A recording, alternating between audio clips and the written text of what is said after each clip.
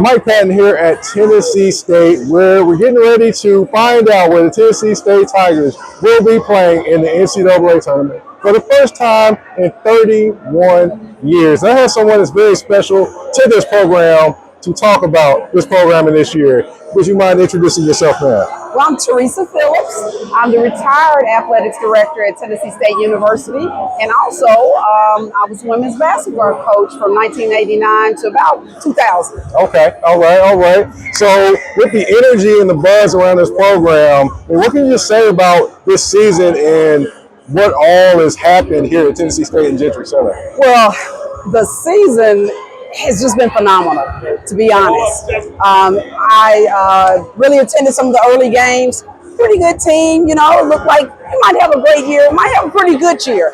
But as this team kept on coming together into January and February, you could see there was going to be something special. Yeah, speaking of something special, I mean, you've got Aaron Nkrumah, a Division III player, maybe 3 years ago. Yes. Now he's the OVC Player of the Year, one of the best players in this conference, easily, and one of the best players not a lot of people know about. What can you say about his ascension and just TSU bringing him in, accepting him, and his growth here at Tennessee State? Well, that's the beautiful thing to me about sports and just really sometimes about mid-major. Sometimes there are just some flowers under some of those little pebbles, rocks, or whatever. And he's just obviously an example of a young man who just kept on working. And when you watch him play and when you kind of see him out the court, he's a humble young man. I don't even know if he recognizes what he's actually done, the ascension that he's made in his own career, in what looks like a one-year leap. But I know the hard work that has to consistently go into someone really going from a Division III level to really being a Player of the Year, Division I. Right. Another player that can't be left out of this equation, another player that was a Division II player, Travis Harper II. Yeah. And he's another player that jumped up a level and was an all-OVC first-team player. I mean, incredible athleticism, incredible accuracy from three-point range. Just a guy that continuously believed in himself. It looked like some of the shots he was taking, he wasn't even open. Still making them. What can you say just about the amazing things of watching him play? Well, you know, scores just really continue to just amaze me how great, you know, some of these players are. I'm going to say these kids have really worked hard to get to the level where they are. But I want to give some credit to our head coach. He's in his first year. Nolan has obviously been able to, he and his staff, to really put a lot of confidence into those two young men and the rest of the team for them to really accomplish what they have in this one season from really just being a middle of the pack team.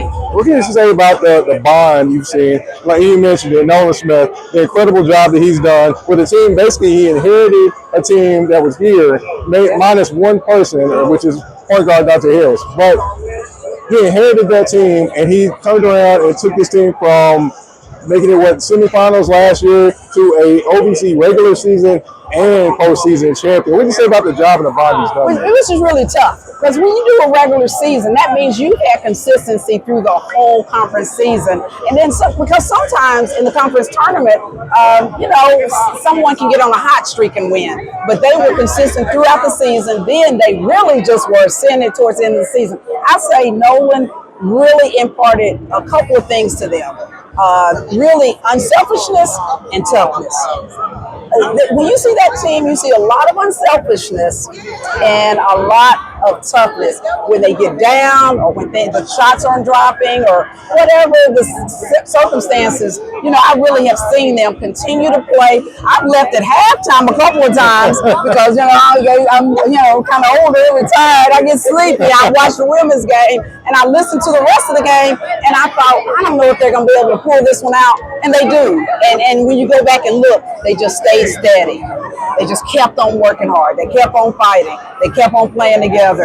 And they just, a couple of breaks came to them and they took advantage of them. I love this team. Yeah, definitely a great and special team. And we got to get the parents in. But a great and special team this year for Tennessee State. And the season's not over, folks. They will be going to March Madness. And who knows? A lot of things can happen in March Madness. Thank you again for your time. Thank you all for checking in.